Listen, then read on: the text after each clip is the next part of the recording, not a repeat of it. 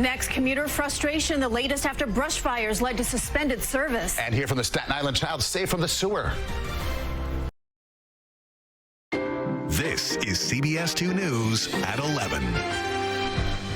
A high-rise rescue, how an hours-long standoff 31 stories up finally came to an end. Plus this. We're stuck in the sewer. You're stuck where? In the sewer.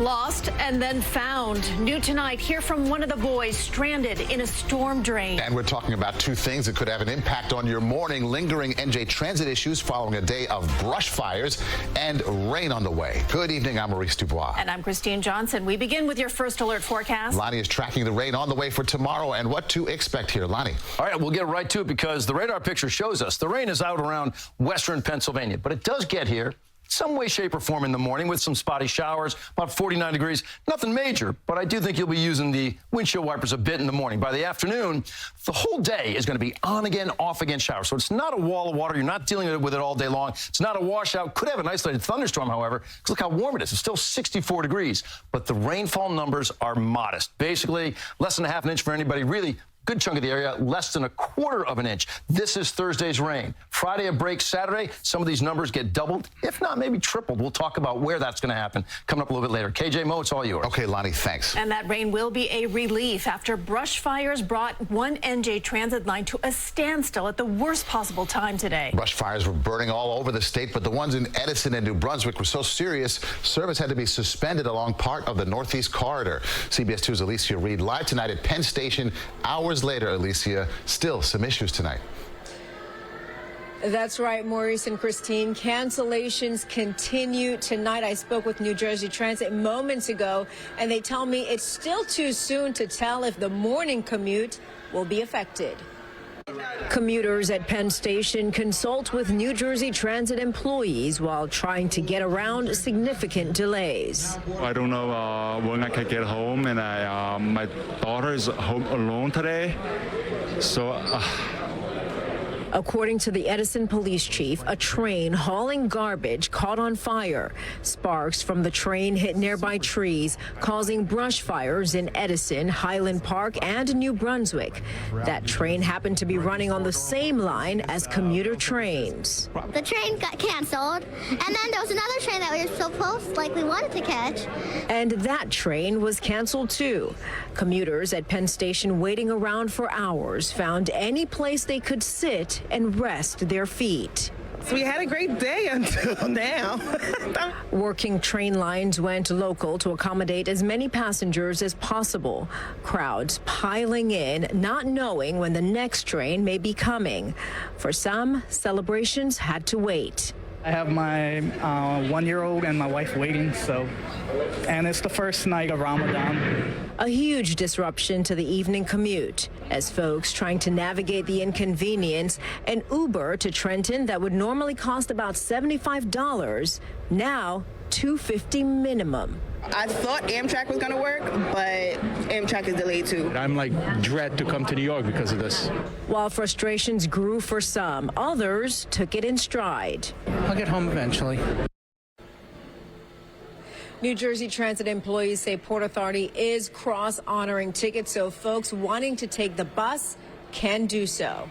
Live from Penn Station, Alicia Reed, CBS 2 News. All right, Alicia, thank you. And now we're following some breaking news. Police looking for a suspect who was shooting at officers in Manhattan tonight. It happened around 9:30 in the Inwood section. The officers were responding to a robbery in an apartment building that involved a group of 5 people, and one of them, police say, started shooting at them. No officers were hurt. Now to that dramatic standoff playing out 31 stories above the streets of Midtown. NYPD saved a man who'd been hanging out of a high-rise window. CBS 2's Allie Bauman has the exclusive video. Children on Staten Island lost and then found. What it took to rescue 5 boys stuck in the sewer. Celebrities sued over crypto, while Lindsay Lohan and others are now facing charges. Plus this.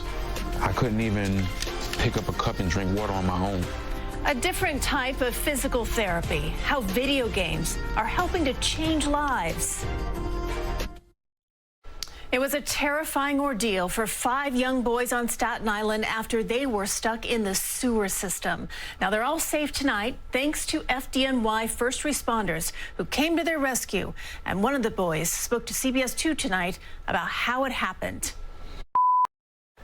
If and when Aaron Rodgers is traded to the Jets, he'll have a nice stable of receivers to throw to, including a 2-time Super Bowl champion. Meanwhile, they also trade wide receiver Elijah Moore and a 3rd-round pick to Cleveland for a 2nd-round pick. Moore was expendable after the Jets signed former 2-time Super Bowl champion Kansas City Chief wideout McCole Hardman to a 1-year deal earlier in the day. He joins a wide receiver room that includes Alan Lazard, Garrett Wilson, Corey Davis, and Denzel Mims. Hardman won't only be catching passes, he's a return specialist as well. Mets and Astros, Kodai Senga back on the mound after some discomfort on his right index finger. The rookie strikes out 3 in 4 innings. He left with 2 runners on base in the 5th, and both of them would end up scoring off the Mets bullpen. Mets lose 5-2. Yankees visiting the Nationals in Palm Beach. Giancarlo Stanton 1 for 3 with a run scored. He's batting .290 this spring.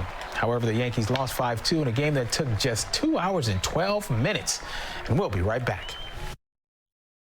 Before we go, this update on the breaking news out of West Long Branch, New Jersey tonight. A live look inside Monmouth University, the building there. The campus currently under a shelter-in-place order because of a possible armed person. We've got no word of injuries just yet. We're going to stay on top of this story. You'll see the latest on CBS 2 News this morning beginning at 4:30 a.m. Up next, Late Show with Stephen Colbert. Tonight he's got Christina Ricci and former White House Press Secretary Jen Psaki. Thanks so much for watching. I'm Maurice Dubois. And I'm Christine Johnson. For Lonnie and Otis and the entire CBS 2 News team, have a great night. Oh, by the way, anybody check the bracket challenge standings? You're winning. Among us? Oh, you're winning. Who's in first place? You're winning. Oh. Okay. No, it doesn't happen. He's winning the whole lie. Act like you've been there before, but I haven't. So, see you He's like Nostradamus. Have a good night. So new reaction today as Donald Trump faces multiple criminal investigations.